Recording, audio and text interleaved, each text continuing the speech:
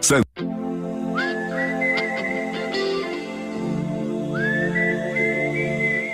Va ora in onda Regioniamoci sopra. Conduce Giuliano Zulin.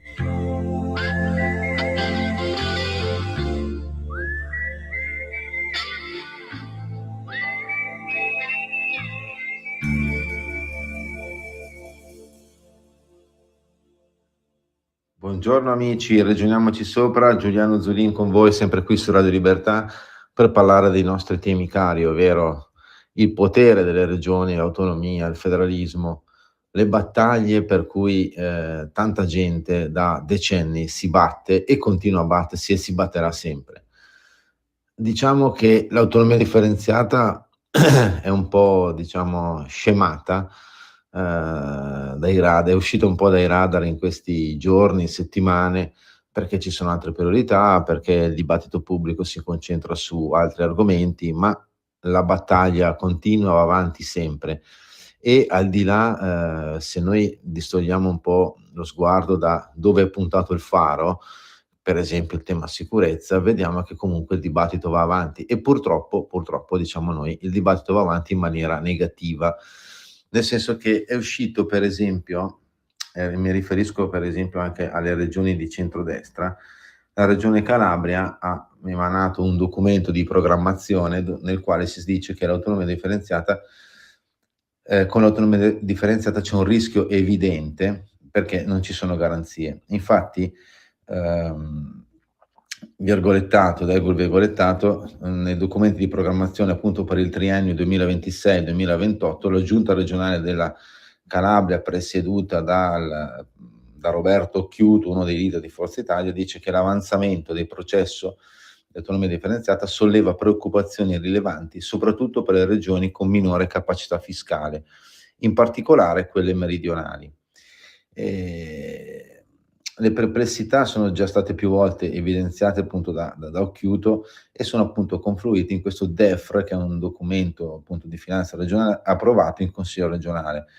Il problema, dice la giunta della Regione Calabria presieduta da Roberto Occhiuto, non è l'autonomia in sé, ma la sua attuazione in assenza di LEP finanziati ed una perequazione effettiva. In sostanza, dice la Regione Calabria, senza queste garanzie, cioè i LEP finanziati e una perequazione effettiva, le differenze tra territori forti e deboli rischiano di ampliarsi. I servizi minimi essenziali potrebbero non essere assicurati ovunque, l'Italia rischierebbe di trasformarsi in un sistema a velocità diverse. L'incompiutezza del federalismo fiscale appunto accentua tra l'altro tutti questi timori, cioè spesa storica, perequazione ancora parziale e incapacità di misurare adeguatamente i bisogni, rendono il quadro fragile e vulnerabile. Andiamo avanti leggendo il documento della Regione Calabria, di fatto contrario all'autonomia differenziata, nella quale la Giunta specifica nel dettaglio, per esempio, la voce dei LEP, cioè i famosi livelli essenziali di prestazione, dove si dice il fulcro tanto del federalismo fiscale quanto dell'autonomia differenziata sono appunto questi LEP. Definiscono che dovrebbero definire la soglia minima dei diritti civili e sociali da garantire a tutti i cittadini, costituiscono la base per il calcolo del fabbisogno standard, determinano gli obblighi finanziari a carico dello Stato. Ma la giunta della Regione Calabria, presieduta dall'esponente di Forza Italia Roberto Occhiuto, rimarca il fatto che l'esperienza dei LEA, i livelli essenziali di assistenza sanitari, dimostra però che la definizione tecnica degli standard non basta senza, per esempio, risorse adeguate e stabili, monitoraggio rigoroso, capacità amministrativa delle regioni, poteri sostitutivi efficaci da parte dello Stato. Il rischio politico, sottolinea ancora la giunta Occhiuto, è evidente, cioè avviare autonomia avanzata per alcune regioni senza avere prima garantito LEP pienamente finanziati significherebbe ampliare i divari esistenti. La giunta poi ricorda, sempre quella di Roberto Occhiuto, Regione Calabria, che nonostante le criticità il processo ha subito un'accelerazione. Infatti il 19 maggio il Consiglio dei Ministri ha approvato il disegno di legge delega per la definizione dei LEP e il 18-19 novembre il Ministro per gli Affari Regionali e l'Autonomia Roberto Calderoli ha firmato 4 preintese con Veneto, Lombardia, Piemonte e Liguria. Ha firmato protocolli politici dice la Regione Calabria, privi di effetti giuridici vincolanti, che definiscono gli obiettivi e il perimetro entro cui si svilupperanno le future trattative. La Regione Calabria sottolinea inoltre che, appunto, che le preintese non hanno effetti vincolanti, ma intanto denotano un avanzamento del processo che solleva preoccupazioni rilevanti per le regioni più fragili. Da qui, dunque, conclude nel suo documento regionale la giunta della Regione Calabria, presieduta da Roberto Occhiuto, uno dei leader di Forza Italia. Da qui appunto l'avanzamento, diciamo, del processo di autonomia differenziata rappresenta una sfida di equilibrio. In definitiva, mentre alcune regioni spingono per una rapida acquisizione di poteri, altre chiedono garanzie preliminari, cioè ovvero risorse certe, monitoraggio continuo, perequazione efficace, per evitare che l'autonomia diventi un fattore di disuguaglianza. La sfida è conciliare le esigenze di autonomia con quella di coesione territoriale, affinché il rafforzamento delle autonomie regionali non si traduca in un indebolimento dell'unità economica e sociale del Paese. Allora, non solo le regioni guidate dal centro-sinistra, come abbiamo visto in questi anni, che hanno fatto anche ricorso presso la Corte Costituzionale per dichiarare incostituzionale, che poi non è andata così, il disegno di legge di Roberto Calderoli sull'autonomia differenziata, sono in prima fila contro appunto questo progetto, e mi riferisco alla Puglia. A proposito, De Caro è diventato presidente della regione Puglia, ha giurato, mi pare ieri, sono 72-73 giorni dalle elezioni regionali. Mi pare che diciamo, se il buongiorno si vede il mattino, nel senso che è ovvio che una regione come la Puglia non voglia l'autonomia e la responsabilizzazione se ci mette 73 giorni per fare una giunta, per giurare, per avviare il proprio mandato operato. Cioè, in Veneto si era fatto tutto entro Natale, neanche un mese circa. In Puglia, dove il centro-sinistra ha vinto alla grande, quindi non è che c'erano dei problemi magari di conteggi, riconteggi, ma solo per una questione di poltrone, in particolare quella la poltrona da affidare al governatore uscente, l'ex ormai governatore Michele Emiliano. Si hanno messo ben 72-73 giorni per formare una giunta, non che sia andata meglio in campagna, perché anche lì diciamo che ci hanno messo 50 giorni più o meno, anche lì non è che se la sono presa comoda. Quindi i problemi se le regioni sono un po' indietro, Puglia, Campania, rispetto magari a quelle del nord, forse anche per i loro amministratori, no? Se ci mettono, per esempio la Puglia, 73 giorni per giurare e avviare un mandato, come è successo a De Caro. Ma chiusa questa parentesi, diciamo appunto che le regioni di centro-sinistra sono, in particolare quelle incalzate dal PD, ma anche dal Movimento 5 Stelle, sono in prima fila contro l'autonomia, ma anche Roberto Occhiuto del centrodestra è in prima fila contro l'autonomia, anche perché dice, qua se non mi finanziano i LEP, i livelli essenziali di prestazione, se non c'è una perequazione effettiva, cioè quindi vuol dire che mi date i soldi per recuperare le differenze rispetto alle regioni del nord, qua non possiamo fare l'autonomia. Allora la domanda che noi ci siamo sempre fatti qui a Ragioniamoci Sopra è, sì vabbè, ma come mai allora alcune regioni del centro-nord offrono servizi, diciamo, efficienti e regioni del centro-sud offrono servizi meno efficienti? In assenza di autonomia, ricordiamolo, perché adesso non è che esiste l'autonomia differenziata, non c'è. Il progetto è un qualcosa che è partito e chissà quando finisce. In assenza di autonomia, le regioni del centro-sud, soprattutto, offrono servizi inferiori, non lo dico io, lo dicono le statistiche sia a livello del sanitario che a livello sociale, che a livello appunto in generale di offerta della pubblica amministrazione nei confronti dei cittadini, offrono appunto dei servizi inferiori a livello di quantità e di qualità, in base appunto a statistiche fornite dal governo. Allora dico io, ma se in assenza di autonomia siamo a questo livello, l'autonomia, scusate, non potrà che migliorare questo sistema, visto che adesso stiamo andando alla deriva, no? Ma quelli che dicono no all'autonomia, a sto punto la domanda che mi faccio io è allora qual è il progetto? Qual è il progetto per recuperare i gap, le differenze nei confronti delle regioni del centro-nord che sono, tra virgolette, più avanti nell'offerta dei servizi? Le proposte non ci sono. Le proposte non ci sono, dicono solo no all'autonomia. A questo punto mi viene da fare una provocazione.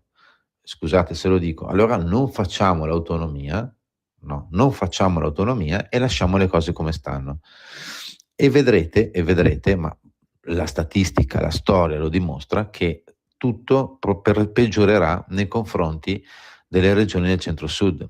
Avremo una maggiore migrazione dal sud verso il nord e verso soprattutto i paesi stranieri. Avremo un peggioramento dei servizi delle regioni del nord, perché chiaramente soffocate da vincoli, da un limite nella spesa e quindi un maggior potere magari di contrattare stipendi, facciamo come abbiamo detto qui, ragioniamoci sopra, regionalizzati per esempio, nella sanità e non solo. Avremo un peggioramento, ripeto, drastico delle condizioni di offerta pubblica e quindi anche di qualità della vita al sud, e non so se vogliamo questo, non so se vogliamo che il sud peggiori. Il sud sicuramente peggiorerà in assenza di autonomia differenziata, ma la colpa non sarà certamente della Lega o dei cittadini del nord, ma sarà principalmente degli amministratori delle regioni del centro-sud. Perché? Perché non hanno avuto la capacità di gestire al meglio le proprie risorse. Allora loro dicono, potrebbero dire, ma noi abbiamo risorse limitate, dovremmo avere più risorse. Ora, le risorse, per esempio della sanità, sono uguali in tutta Italia, in base alla popolazione, a determinate caratteristiche, tipo l'invecchiamento dell'età, dei pazienti, quindi dei cittadini delle regioni. Faccio sempre l'esempio della regione Campania e della regione Veneto, che hanno più o meno gli stessi abitanti e più o meno gli stessi fondi. Come mai i servizi offerti a livello sanitario nella regione Veneto sono diversi da quelli della regione Campania, tant'è che i cittadini della regione Campania a volte vanno a curarsi in regione Veneto, in assenza di autonomia? Ecco, la risposta è qua, a tutte queste domande che ci siamo fatti, proprio perché c'è un problema di responsabilità della classe politica, indistintamente di destra o di sinistra al centro-sud, che non vuole nessun cambiamento per continuare a sbagliare. Purtroppo bisogna dirlo, vuole continuare a sbagliare, ma soprattutto non avere responsabilità, perché quando la Regione Calabria parla di monitoraggio da parte dello Stato centrale sul corretto funzionamento dei servizi, vuol dire che non vuole avere responsabilità sul monitoraggio regionale, dovrebbe essere, del funzionamento dei servizi nei confronti dei cittadini. Per cui, diciamolo ancora una volta, in assenza di autonomia il Sud peggiorerà. Chi non vuole l'autonomia è contro il Sud. Ma adesso sentiamoci una canzone e poi torniamo, perché lanciamo un'ulteriore provocazione. A fra poco. Tutti frutti, oh Rudy, tutti frutti, oh Rudy, tutti frutti, oh Rudy, tutti frutti, oh Rudy, tutti frutti, oh Rudy. I got a gal named Sue. She knows just what to do. I got a gal named Sue. She knows just what to do. She roll me to the east, she roll me to the west. She's a gal that I love best. Tutti frutti, oh Rudy, tutti frutti, oh Rudy, tutti frutti, oh Rudy, tutti frutti, oh Rudy, tutti frutti, oh Rudy. Bam-boom, I got a gal named Daisy. She almost drives me crazy. I got a gal named Daisy. She almost drives me crazy. She knows how to love me, yes indeed. Boy, you don't know what she do to me. Tutti frutti, oh Rudy, tutti frutti, oh Rudy, tutti frutti, oh Rudy, tutti frutti, oh Rudy, tutti frutti, oh Rudy. Bam-boom, hit it.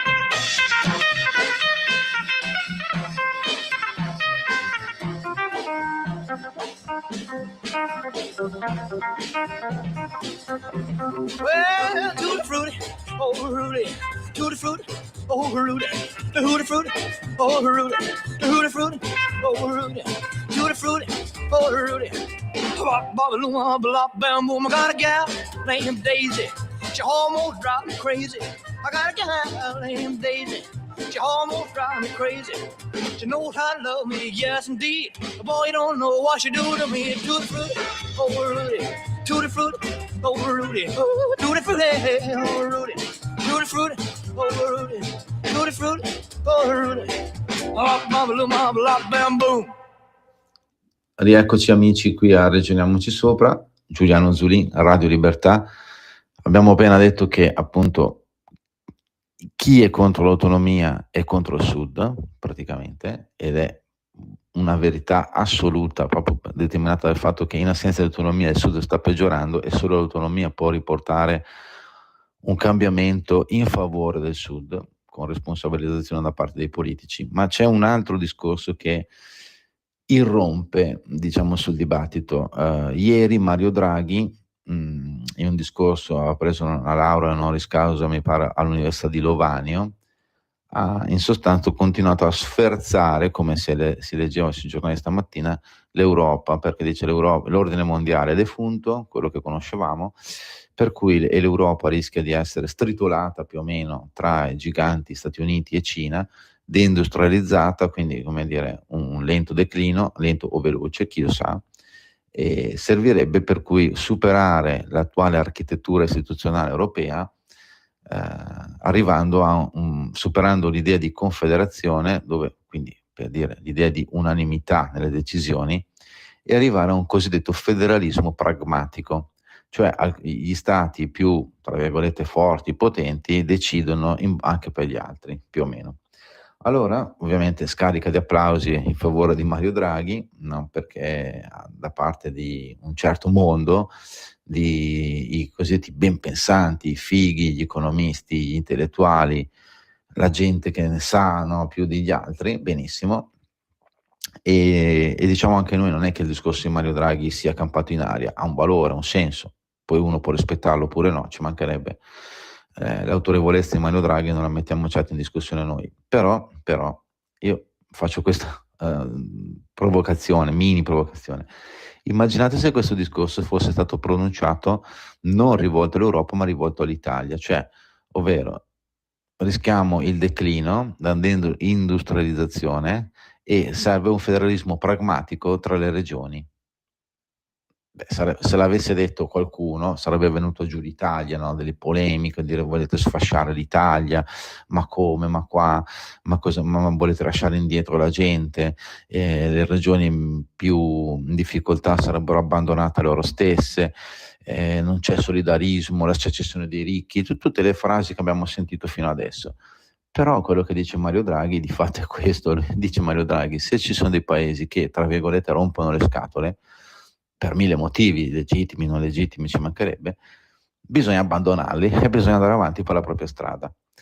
E mi sembra un discorso leggermente egoistico, giusto o sbagliato, ognuno poi ha le sue idee, ci mancherebbe, nessuno discute se Mario Draghi è un santo oppure no, però possiamo dire serenamente che non è un discorso proprio solidaristico, è un discorso anzi antisolidaristico, anti-unitario, che dimostra due cose. La prima, che la UE, purtroppo o per fortuna, ripeto, sempre in base alle idee di ognuno,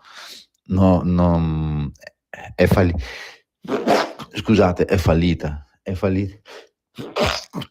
la UE. Scusate, sono raffreddato come la UE. La UE è fallita, o comunque in via di fallimento, ma questo non è che dipende dai politici di turno, ma proprio per la sua architettura istituzionale, perché se voi pensate che per prendere una decisione nella UE serve un ok del Parlamento europeo, che a volte è vincolante, a volte no, poi serve un ok della Commissione europea, però alla fine decide il Consiglio europeo, ovvero i rappresentanti dei capi di governo e di Stato dell'Unione Europea, per avviare un procedimento, un qualcosa. Solo che appunto, siccome c'è l'unanimità, magari c'è un paese che dice no, io dico no per 800 milioni di motivi, e allora si impantana tutto. Ora, che serva una sferzata dell'Unione Europea che deve cambiare marcia, passo, ci mancherebbe, che l'idea siano gli Stati Uniti d'Europa, ma diciamo noi, non è che gli Stati Uniti d'Europa possano funzionare con gli Stati nazionali. Gli Stati Uniti d'Europa forse potrebbero funzionare se l'Europa fosse regionalizzata. Perché è ovvio che la Germania non rinuncerà mai al suo predominio all'interno della UE, la Francia non vorrà mai perdere un filo di potere, l'Italia stessa, ma la Spagna, ma anche banalmente i Paesi Bassi, nessuno vuole rinunciare alla propria sovranità, autonomia, indipendenza, potere, capacità di intervenire a livello internazionale, proteggere le proprie aziende, ed è tutto stralegittimo. Quello che diciamo noi è: allora, se noi guardiamo l'Italia, invece di dire le parole Europa, mettessimo le parole Italia, Draghi parla di rischio di industrializzazione. Noi abbiamo un rischio di deindustrializzazione per motivi vari: le regole green, la concorrenza cinese, i dazi, la concorrenza del Nord Africa, perché la delocalizzazione del Nord Africa, basta pensare che Stellantis praticamente va a produrre le auto in Marocco e addirittura adesso si affiderà a fornitori algerini. Di fatto di cosa stiamo parlando? Ma poi c'è la Turchia, c'è la Russia, non abbiamo materie prime. L'Italia, se vogliamo fare un parallelismo, come è messa? Non ha energia propria, non ha materie prime, deve sottostare a delle regole green. Ci sono regioni che vorrebbero andare più veloci, regioni invece che frenano per mille motivi, e ripeto, sempre stralegittimi. È la stessa roba, ma se noi dicessimo facciamo un federalismo pragmatico in Italia, verrebbe giù l'universo mondo e Mattarella interverrebbe a rete unificate per dire no. Questo però fa riflettere, appunto, visto che un programma, questo qua che si chiama Regioniamoci Sopra, che è un gioco di parole, no? Ma mica tanto.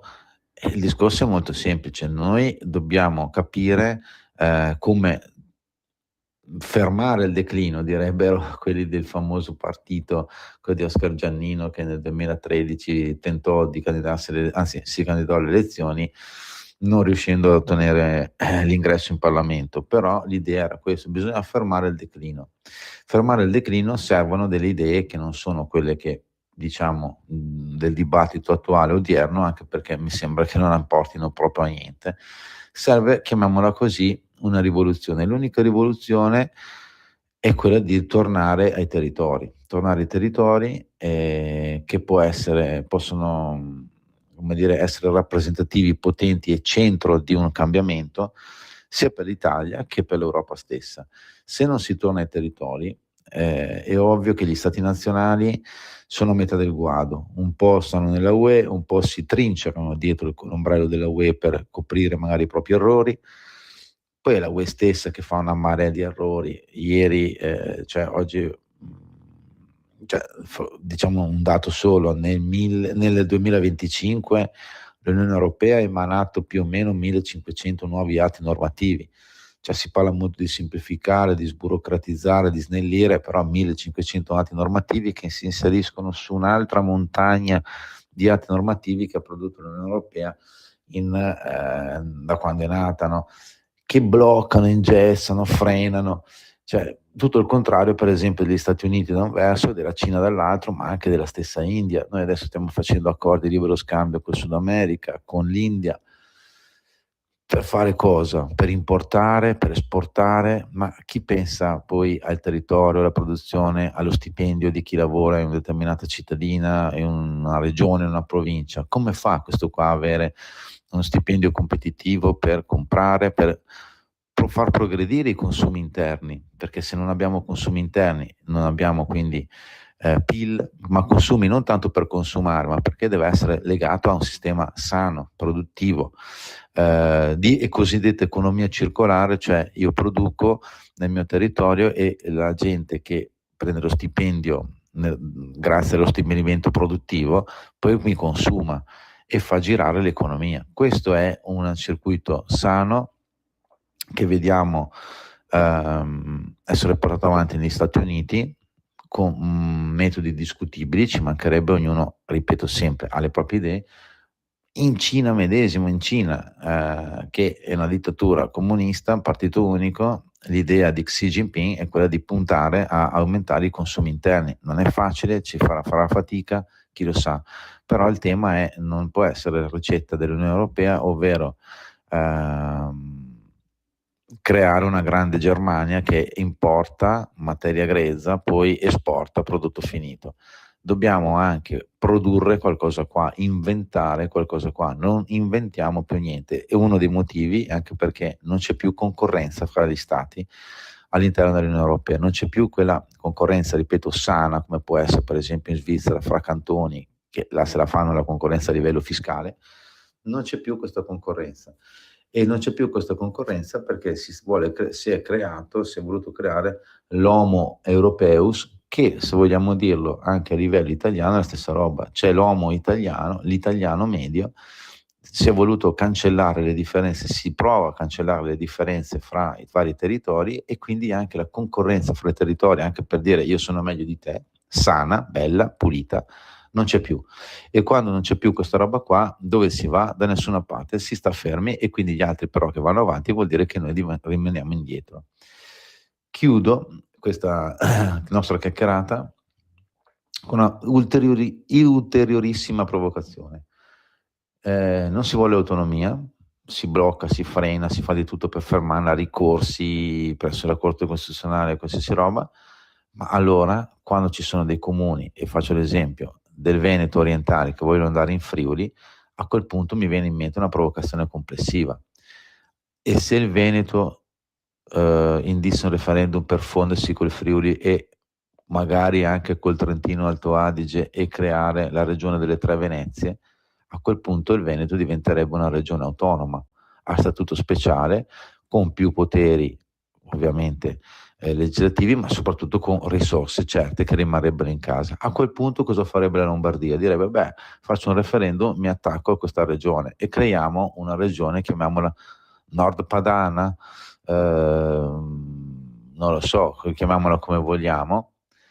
E di fatto cosa creeremo? Creeremo allora sì, creeremo dei territori praticamente autonomi a statuto speciale, ripeto, seguendo la Costituzione e fregando quelli che dicono no all'autonomia differenziata. Allora io dico, non è meglio pensare all'autonomia differenziata e lavorare per un cambiamento vero che riguardi non solo le regioni del nord, ma tutte le regioni d'Italia? Ragioniamoci sopra, ci sentiamo la prossima settimana qui su Radio Libertà. Una buona autonomia a tutti da parte di Giuliano Zulin, e viva l'autonomia.